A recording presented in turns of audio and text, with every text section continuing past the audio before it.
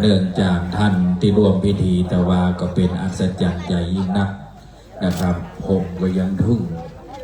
พิจารณาพินานเบิ่มก็ทึ่งแต่ขนาดแม้แต่ครูบาเจ้าจันทิพย์ก็ยังทึ่งคือผมนะเพราะว่าหลวงพ่อเป็นประธานทรงเมื่อวานนะครับตั้งแถวได้เลยนะครับตั้งแถวได้เลยพระสงฆ์จะบิณฑบาตแล้วนะครับอธิษฐานจิตด้วยนะครับสุขิโตโหมิสุขิโตโหมิสุขโขโหมิก็ได้นะครับขอให้เกิดสุขแก่ข้าพเจ้าด้วยเดินบุญการกระทำด้วยการสั่งสมนะครับด้วยความตั้งใจไม่มีของใส่บาตรก็ถวายปัจจัยก็ได้นะครับหรือจะบูชาที่ทาง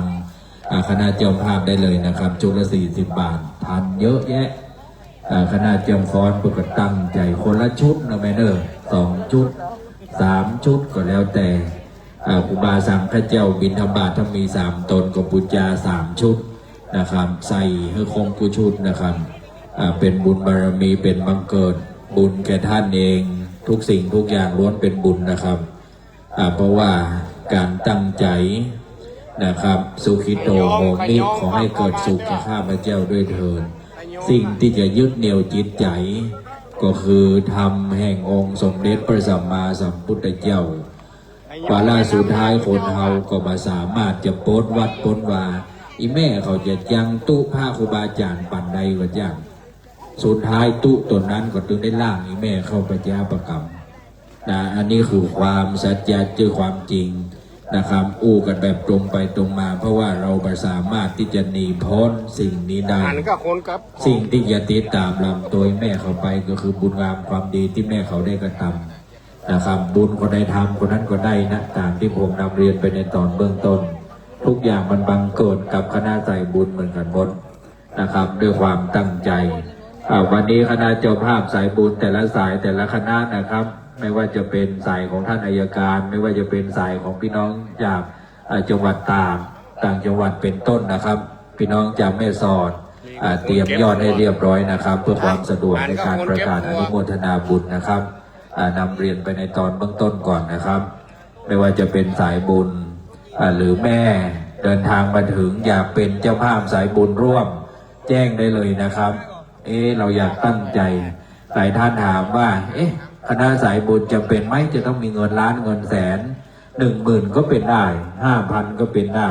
แม้แต่300 บาทที่วัดแม่ประคาก็เป็นได้นะครับต้องไปเป็นเจ้าภาพพระไตรก่อนนะครับถึงจะเป็นเจ้าภาพสายบุญทอดกฐินนะครับเราไม่มีโอกาสบางครั้งนี่การเงินเราไม่ดีนะครับบุญกุศลเราไม่มีเราก็อยากทำทางวัดก็ให้มีบูชาเป็นเจ้าภาพพระไตร1 ไตร300 บาทเป็นเจ้าภาพพระไตรกฐินร่วมกันเพราะว่าวันนี้เป็นผ้าในการประกอบพิธีทอดผ้าจุลกฐินสามัคคีดังนั้นคำว่าสามัคคีก็เราก็รวมใจกันนะครับดังนั้นก็ขอนำเรียนด้วยความตรงไปตรงมาเราจะประกอบพิธีแบบอัตโนมัติเราจะร่วมบุญเป็นสายบุญที่แม่คณะเจียงฟ้อนเดินทางมาถึงว่าจะเป็นประธานกฐินก็ไม่ได้เป็นกระเพิ่นวันนี้เป็นได้เนอร์แม่เนอร์ไตรละ300นะครับมีที่นี่ที่เดียวที่อื่นไม่มีนะครับเป็นคณะเจ้าภาพพระไตรแต่ละสายคณะเจ้าฟ้อน1 สายก็1 ไตร300 บาทคณะสายบุญจากคณะศรัทธาวัดแม่ประคา1 สายก็เป็นเจ้าภาพร่วมกันหรือครอบครัวก็ได้นะครับพี่น้องศรัทธาเป็นครอบครัวอยู่ด้วยกัน4-5 คนว่าเกิดมาเจนไรเจนเมาไม่ได้เป็นเจ้าภาพทอดผ้ากฐินก็เปิ้นสักเตือดังนั้นก็นำครอบครัวมาเป็นเจ้าภาพทอดผ้าไตรกฐินนะครับไตรละ300 บาทดังนั้นนำเรียนนะครับเพื่อความสบายใจพี่น้องมาทำบุญหลายตั้งบอกไว้เอามามีเงินมามีคำครูบาเจ้าบุญต่อจวนกูไปเปลี่ยนเจ้าภาพกฐินมึงว่านะมันถ้ากลัวนะแม่เนอ300ก็เป็นได้ละ1,000ก็เป็นได้เอาแบ่งเจียนได้สัก10,000จะเป็นเจ้าภาพสักต้นแจ้งความจำนงหมายได้เลยดังนั้นจะเปิดโอกาสให้กับพี่น้องศรัทธาสาธุชน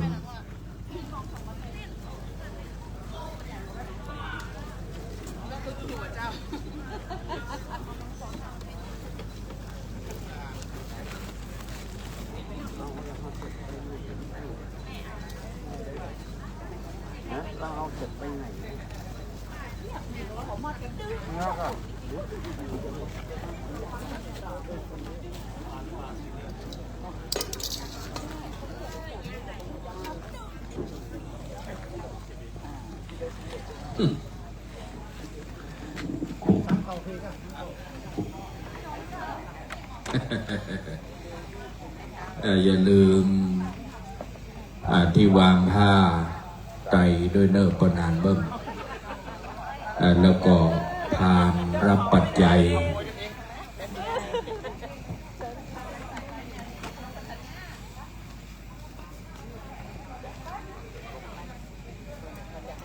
เรียบร้อยพิธีใส่บาตร